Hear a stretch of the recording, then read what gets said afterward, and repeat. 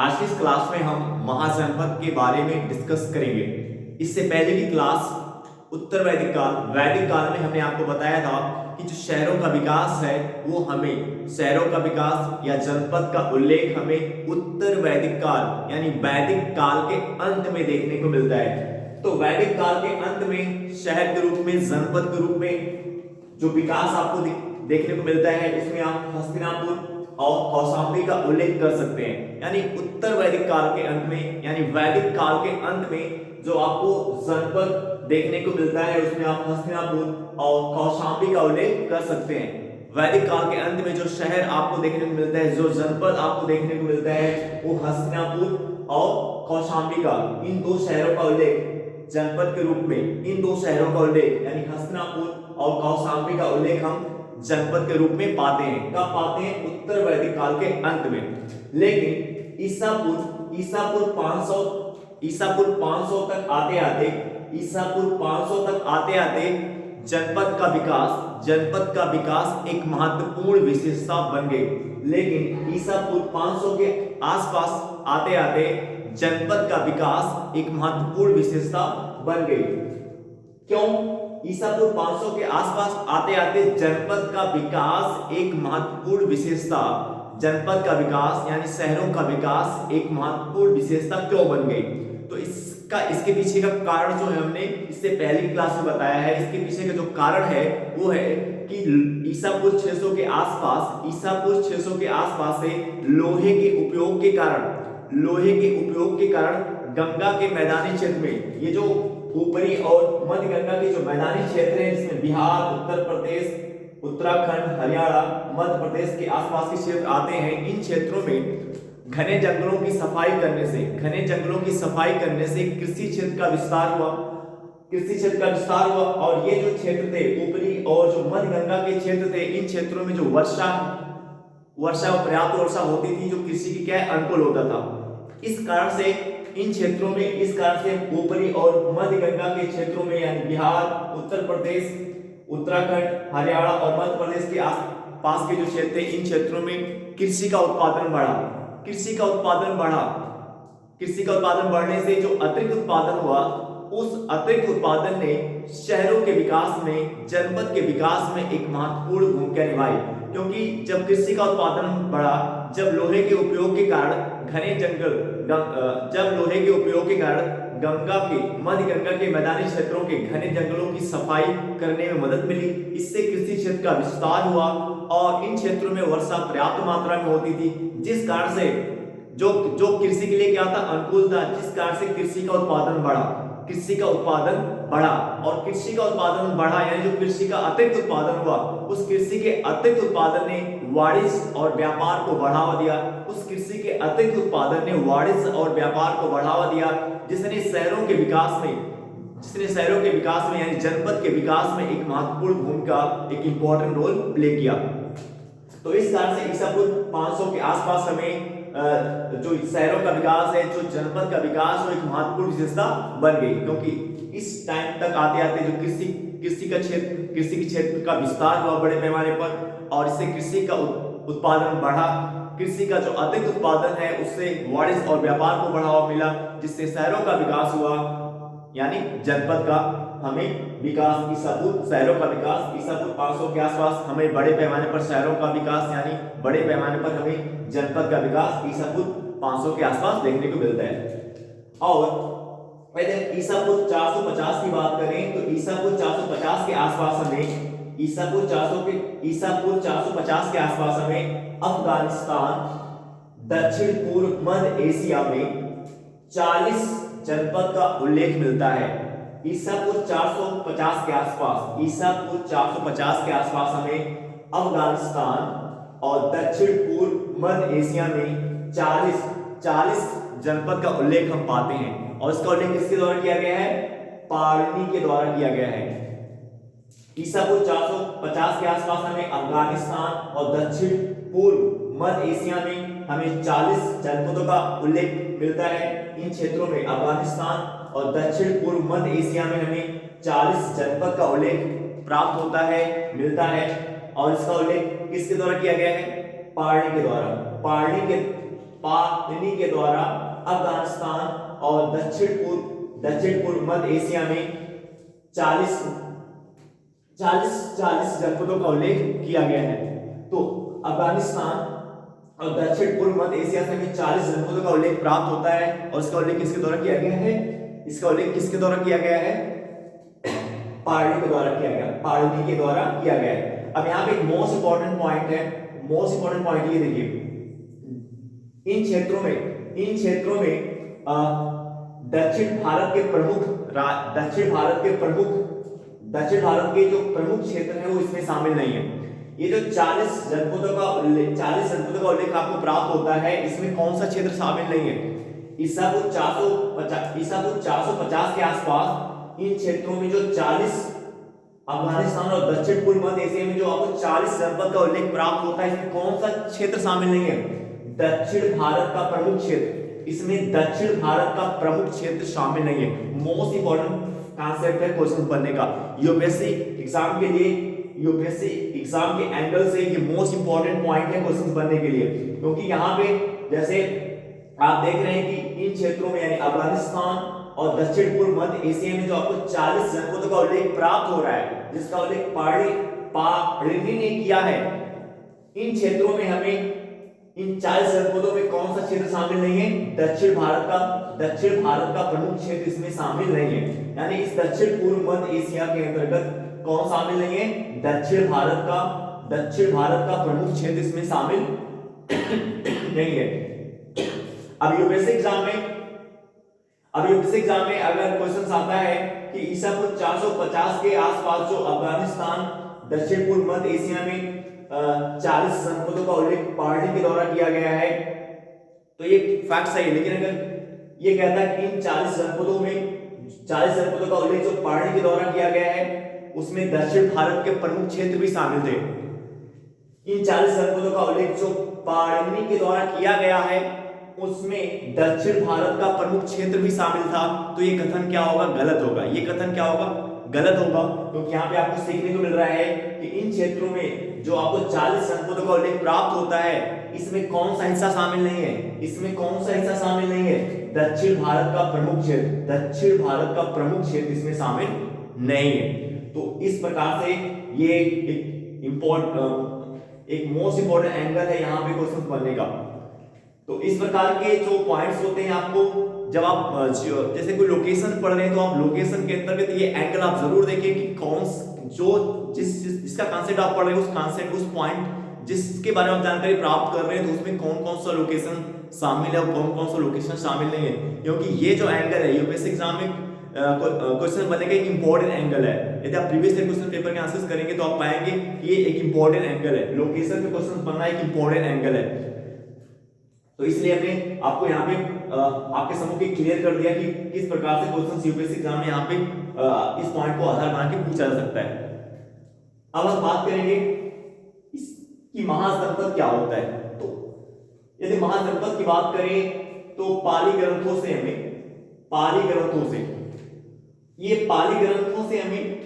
जनपदों का विकास, पाली ग्रंथों से हमें पता चलता है कि जो जनपद है, इन जनपदों का विकास किसके रूप में हुआ? महाजनपद के रूप में हुआ। पाली ग्रंथ। अब ये प्रश्न उठता है कि पाली ग्रंथ क्या है? तो हमने आपको बौद्ध धर्म के बारे में बताया था, तो हमने आपको बताया था कि गौतम बुद्ध ने अपनी भाषा के प्रचार प्रसार के लिए पाली भाषा को अपनाया था। जो पाली भाषा है ये आम बोलचाल की भाषा है, जिसे आम लोग, साधारण लोग आसानी से समझ सकते थे। जो पाली भाषा है वो संस्कृत भाषा की तुलना में एक आसान भाषा थी। जो पाली भाषा थी वो संस्कृत भाषा की तुलना में एक आसान भाषा थी, जिसे साधारण लोग, जिसे आम लोग आसानी से समझ सकते थे। इस कारण से गौतम बुद्ध ने पाली भाषा को अपनाया था। तो जो ग्रंथ पाली भाषा में लिखे गए हैं उसे हम पाली ग्रंथ के नाम से जानते हैं। जो ग्रंथ पाली भाषा में लिखे गए हैं उसे हम पाली ग्रंथ के नाम से जानते हैं। और इन पाली ग्रंथों से हमें पता चलता है कि जो जनपद है, इन जनपदों इन जनपदों का विकास किसके रूप में हुआ? महाजनपदों के रूप में हुआ। इन जनपदों का विकास किसके रूप में हुआ? महाजनपदों के रूप में हुआ, जो क्या कहलाया? जो राज्य या देश कहलाया। पाली ग्रंथों से हमें पता चलता है कि इन जनपदों का विकास महाजनपद के रूप में हुआ, जो राज्य या देश कहलाया। जैसे आप मगध राज्य का उल्लेख कर सकते हैं, मगध हो गया, कोसल हो गया, वत्स हो गया, अवंती हो गया।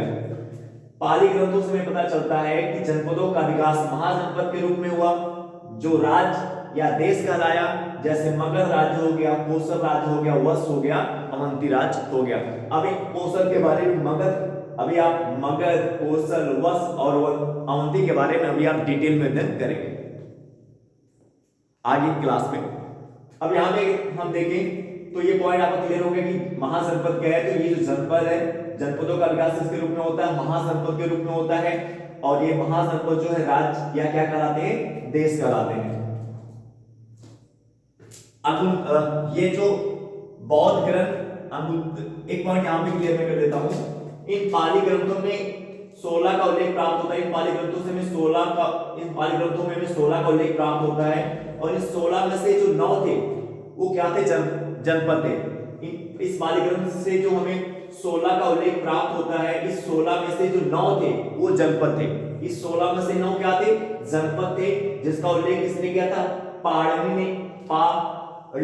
ने किया था। ये पाली ग्रंथ से जो हमें 16 का उल्लेख प्राप्त होता है, 16 का उल्लेख इस पाली ग्रंथ से जो हमें 16 का उल्लेख प्राप्त होता है, इस 16 में से जो 9 थे वो क्या थे? जनपद थे। इस 16 में से जो 9 थे क्या थे? वो जनपद थे। किसने बताया कि 16 में से 9 क्या थे? जनपद थे। पाणिनि ने किया। पाणिनि ने बताया कि इस पाली ग्रंथों में से जो 16 का उल्लेख, पाली ग्रंथों में जो 16 का उल्लेख मिलता है, उसमें इसको 16 में से 9 क्या थे? जनपद थे। वो 16 में से 9 क्या थे? जनपद थे। और आगे चल करके इन जनपद का जो विकास है किसके रूप में होता है? महाजनपद के रूप में होता है, जो राज्य या क्या कहलाते हैं? देश कहलाते हैं। अब हम बात करेंगे बौद्ध ग्रंथ अंगुत्तर निकाय। बौद्ध ग्रंथ, अब बात करेंगे बौद्ध ग्रंथ अंगुत्तर निकाय। ये मोस्ट इंपॉर्टेंट पॉइंट है, यूपीएससी और स्टेट पीसीएस एग्जाम में इस पॉइंट पे क्वेश्चन पूछा जा चुका है।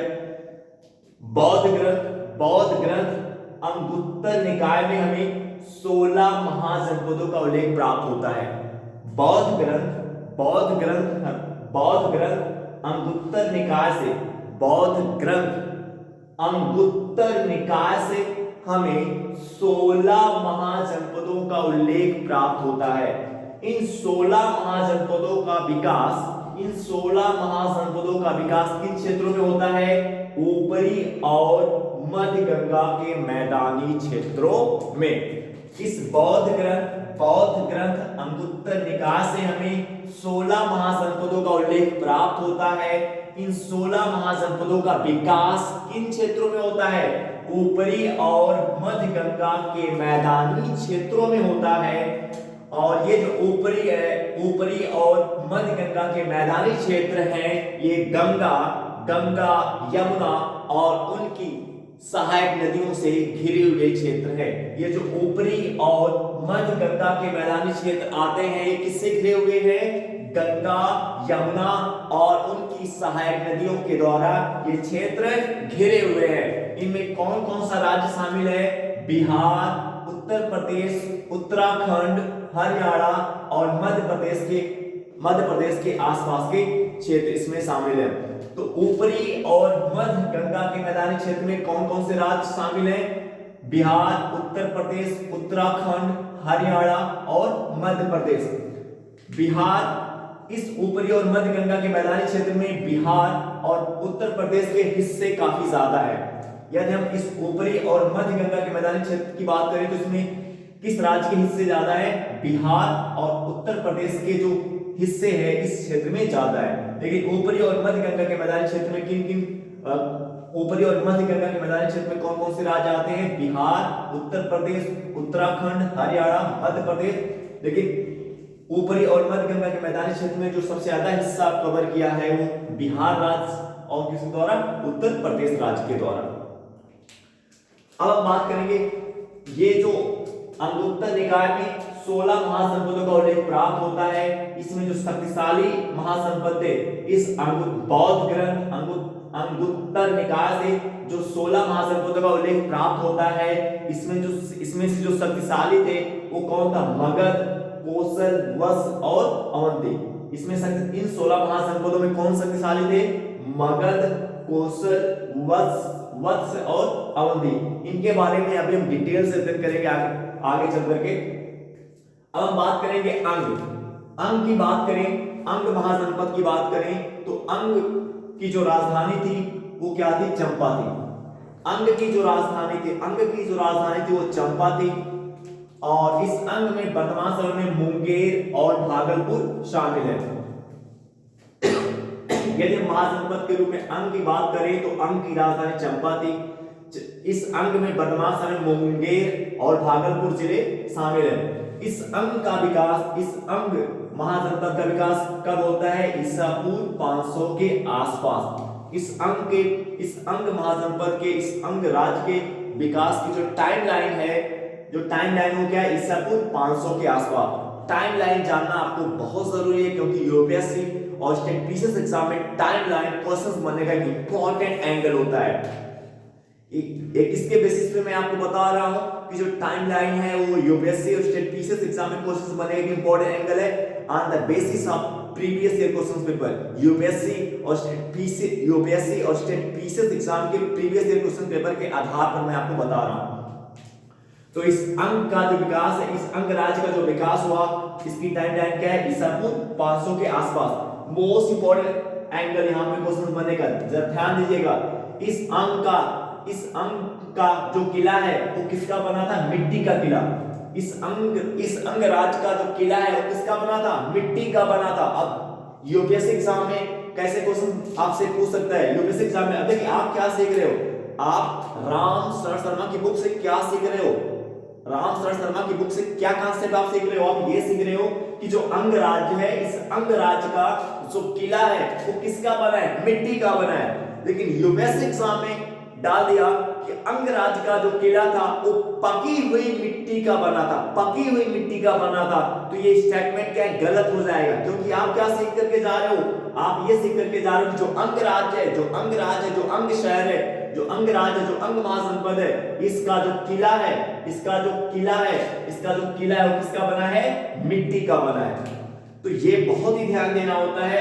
इसी प्रकार की गलती हम यूपीएससी एग्जाम में या स्टेट पीसीएस एग्जाम में इस तरह की गलती करके आ जाते हैं, जिससे आते हुए क्वेश्चन हमारे गलत हो जाते हैं। जब हम उसको उस क्वेश्चन को पढ़ने में जल्दबाजी कर देते हैं, थोड़ा सा मिस्टेक कर देते हैं, क्योंकि जो स्टेटमेंट होता है, जैसे जब आप पूरा स्टेटमेंट पढ़ोगे तो ऐसा लगेगा पूरा सही लग रहा है, और स्टेटमेंट ऐसा सेट किया जाता है कि आप पढ़े रहेंगे तो आपको लगेगा कि सब कुछ सही है, लेकिन थोड़ा सा उसमें मिस्टेक कर दिया जाता है।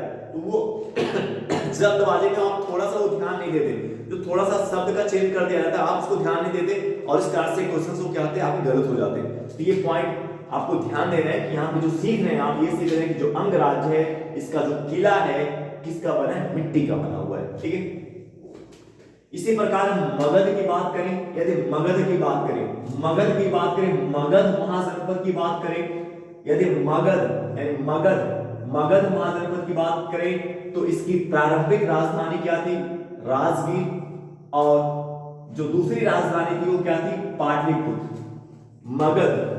मगध राज्य की जो राजधानी थी वो मगध राज्य की प्रारंभिक राजधानी राजगीर, जो बिहार में स्थित है, और दूसरी राजधानी क्या है?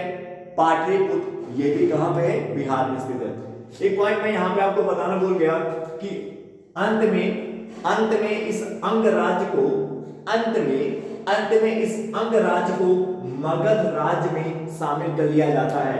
अंत में इस अंग राज्य का विलय कहां पे हो जाता है? मगध राज्य में हो जाता है। क्योंकि मगध राज्य क्या है? इन जो 16 महाजनपद है, जो 16 महाजनपद का उल्लेख आपको इस बौद्ध ग्रंथ अंगुत्तर निकाय में प्राप्त होता है। इसमें सबसे जो शक्तिशाली राज्य है वो कौन कौन से हैं? मगध है, कोसल है, वत्स है और क्या है? अवंती है। अंत में इस अंग राज्य का विलय किसमें हो जाता है? मगध राज्य में हो जाता है।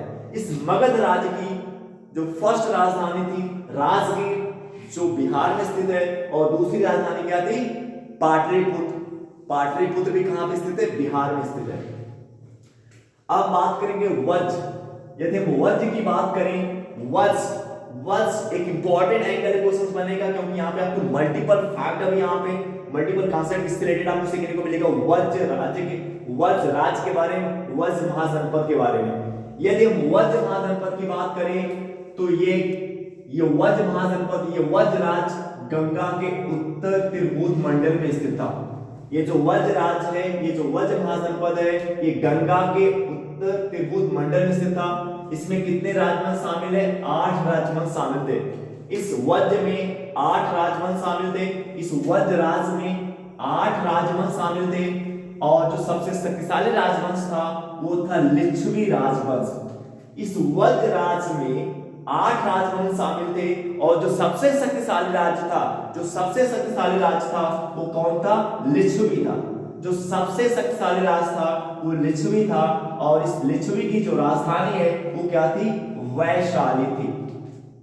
इस वज्र राज्य में आपको 8 राजवंश देखने को मिलते हैं। इन 8 राजवंश में जो सबसे शक्तिशाली राजवंश है वो लिच्छवी राजवंश है, और इस लिच्छवी राजवंश की जो राजधानी है वो क्या थी?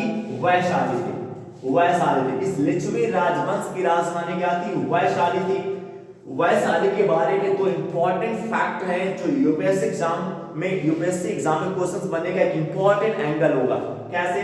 आप यहाँ पे देख सकते हैं कि जो वैशाली है, ये जो वज्र राज्य में 8 राजवंश है, जो सबसे शक्तिशाली राजवंश था वो क्या था? लिच्छवी राजवंश। लिच्छवी राजवंश, और इस लिच्छवी राजवंश की जो राजधानी थी वो क्या थी? वैशाली। वैशाली के बारे में कहा जाता है कि वैशाली को पुराणों में अति प्राचीन बताया गया है। वैशाली को पुराणों के अनुसार अति प्राचीन बताया गया है। जबकि यदि हम पुरातत्व के आधार पर देखें, पुरातत्व यानी खुदाई के आधार पर, यदि हम वैशाली क्षेत्र की जो खुदाई की गई है, वैशाली राजधानी की जो खुदाई की गई है, यानी पुरातत्व के आधार पर, पुरातत्व के आधार का मतलब क्या हुआ? यानी वैशाली राजधानी की जो खुदाई की गई है, उस खुदाई के आधार पर देखें तो इसकी टाइम लाइन क्या है? ईसा पूर्व 600 के आसपास। इस वैशाली के विकास का जो टाइम लाइन है वो क्या है? ईसा पूर्व 600 के आसपास। जबकि पुराणों में वैशाली को अति प्राचीन बताया गया है। पुराणों में वैशाली को अति प्राचीन बताया गया है, लेकिन जब हम वैशाली की खुदाई करते हैं, उस खुदाई से हमें क्या प्राप्त होता है कि इसकी जो टाइम लाइन है वो क्या है? ईसा पूर्व 600 के आसपास। तो अब जैसे यूपीएससी एग्जाम में अगर क्वेश्चन इस पॉइंट से बनाता है, कैसे बना सकते हैं? जैसे उसने डाला एक स्टेटमेंट की पुरातत्व के अनुसार वैशाली अति प्राचीन है। पुरातत्व के अनुसार वैशाली अति प्राचीन है। पुरातत्व के अनुसार जो वैशाली शहर था, जो वैशाली राजधानी थी वो क्या थी? अति प्राचीन थी। तो ये कथन क्या होगा? गलत होगा, क्योंकि पुरातत्व के अनुसार नहीं, पुराणों के अनुसार वैशाली क्या है? अति प्राचीन है। तो ये मोस्ट इंपोर्टेंट एंगल है वैशाली को लेकर क्वेश्चन बनने का। आपको पता होना चाहिए खुदाई के बेसिस पे वैशाली शहर का जो टाइम लाइन है वो ईसा पूर्व 600 के आसपास है, लेकिन वैशाली शहर को पुराणों में क्या बताया गया? अति प्राचीन बताया गया। ठीक है। इस वैशाली जो राजधानी है, ये किस गांव में पड़ता है? बसड़ गांव। जो वैशाली राजधानी है ये किस गांव में पड़ता है? बसड़ गांव में पड़ता है। जो वैशाली राजधानी है ये किस गांव में पड़ता है? बसड़ गांव। यदि हम काशी की बात करें तो काशी राज्य जो है प्रारंभ में शक्तिशाली था। आप इन महाजनपद, ये जो 16 महाजनपद है, इन 16 महाजनपदों की यदि बात करें तो प्रारंभ में ये काशी क्या था? शक्तिशाली राज्य था। प्रारंभ में सबसे शक्तिशाली राज्य कौन था? काशी था। इन 16 महाजनपदों में प्रारंभ में जो सबसे शक्तिशाली था वो क्या था? काशी था। लेकिन अंततः इसका विलय, ये जो काशी है ये किसके अंतर्गत हो जाता है? कोसल का इसमें क्या हो जाता है? अधिकार क्षेत्र हो जाता है। प्रारंभ में ये काशी क्या था? इन 16 महाजनपदों में सबसे शक्तिशाली था, लेकिन इस काशी को किसके द्वारा डोमिनेट कर दिया जाता है? कोसल के द्वारा। जब इस काशी को कोसल के द्वारा डोमिनेट किया कर दिया जाता है, तो अब जो शक्तिशाली राज्य के रूप में आते हैं वो क्या है, मगध, कोसल, वत्स और क्या आते हैं, अवंती आते हैं। यदि काशी की बात करें तो जो काशी राजधानी है, काशी की जो राजधानी है वो कहां पे, वाराणसी। इस काशी के एक वन पॉइंट, ये जो मगध राज्य है, इस मगध राज्य का, ये जो मगध राज्य है, इस शहर के विकास का भी टाइमलाइन जो क्या है, ईसा पूर्व 500 के आसपास है। ये जो मगध राज्य है, ये जो मगध महाजनपद था, इसका भी विकास किस टाइम के, इस मगध राज्य के विकास का, इस मगध शहर के विकास का जो टाइमलाइन है, इस मगध महाजनपद के विकास की जो टाइमलाइन है वो क्या है, ईसा पूर्व 500 के आसपास। यदि हम काशी की बात करें तो काशी की राजधानी कहां पे, वाराणसी में। इसका विकास क्या है, इसकी टाइमलाइन क्या है, काशी शहर का विकास, काशी जनपद महाजनपद का विकास किसके आसपास हुआ, ईसा पूर्व 500 के आसपास। काशी शहर की जो दीवारें हैं किसकी बनी हुई, मिट्टी की बनी हुई है। मोस्ट इंपॉर्टेंट पॉइंट यहाँ पे भी आपको देखने को मिल रहा है। तो यहाँ पे आप देख रहे हैं कि जो शहर आप एक महाजनपद के अंतर्गत जो शहर आप देख रहे हैं, उन शहरों की जो दीवारें हैं वो किसकी बनी हुई, मिट्टी की बनी हुई है। किसकी बनी है, मिट्टी की बनी हुई है। यानी यहाँ पे पकी हुई मिट्टी का उपयोग नहीं किया गया है। हड़प्पा सभ्यता में, इंडस सिविलाइजेशन में आपको बताया था कि फर्स्ट टाइम जो शहरों का विकास होता है वो इंडस सिविलाइजेशन में होता है। वहां पे पकी हुई मिट्टी का उपयोग किया गया था। हड़प्पा सभ्यता में जो पहली शहरीगत सभ्यता थी, वहां पे पकी हुई मिट्टी का उपयोग किया गया था। हड़प्पा सभ्यता में पकी हुई मिट्टी का प्रयोग किया गया था।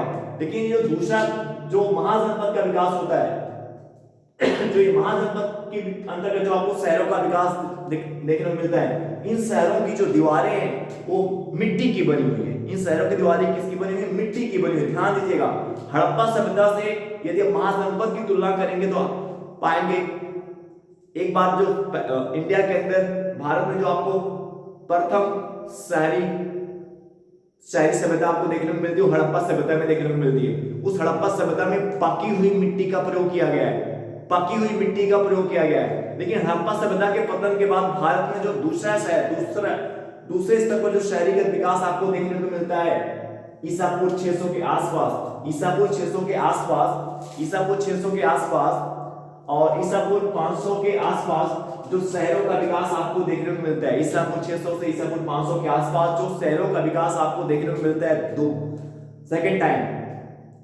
उन शहरों के विकास में जो जिन शहरों का उल्लेख आप यहाँ पे कर रहे हो, आप देख रहे हो उनकी जो दीवारें हैं मिट्टी की, उनकी दीवारें किसकी बनी, मिट्टी की बनी हुई है। अब यूपीएससी एग्जाम में अगर क्वेश्चन डालता है कि जो महाजनपद के अंतर्गत जो भी शहर आप पढ़ रहे हो, ध्यान दीजिएगा, महाजनपद के अंतर्गत जो भी शहर आप पढ़ रहे हो उन शहरों की जो दीवारें वो मिट्टी की बनी हुई है।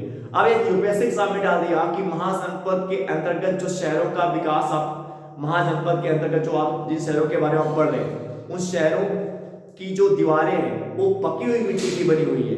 तो ये कथन क्या हो जाए, गलत हो जाए, क्योंकि आप सीख रहे हैं कि जो महाजनपद है, महाजनपद के अंतर्गत जिन भी शहरों का अध्ययन आप कर रहे हैं उन शहरों की जो दीवारें हैं वो मिट्टी की बनी हुई है। लेकिन हम हड़प्पा सभ्यता में जाए तो वहां पे हमें क्या देखने को मिलता है कि वहां पे जो शहर थे उन शहरों की जो दीवारें थी वो किसकी बनी थी, पकी हुई मिट्टी की बनी हुई थी। हड़प्पा सभ्यता में जो शहर आपको देखने को मिलते हैं वहां पे उन शहरों की दीवारें पकी हुई मिट्टी की बनी थी। लेकिन आप जो महाजनपद में जो शहरों का विकास आपको देखने को मिलता है 600 से 500 ईसा पूर्व के आसपास जो शहरों का विकास आपको देखने को मिल रहा है, वहां पे जो दीवारें हैं ईसा पूर्व 600 से ईसा पूर्व 500 के आसपास, इस टाइम में जो शहरों का विकास आपको देखने को मिल रहा है वहां पे जो दीवारें हैं वो मिट्टी की बनी हुई है। ठीक है, आई होप दैट ये कॉन्सेप्ट, ये क्लास आपको समझ में आया होगा। अब हम आपसे नेक्स्ट वीडियो मिलेंगे। Okay, bye.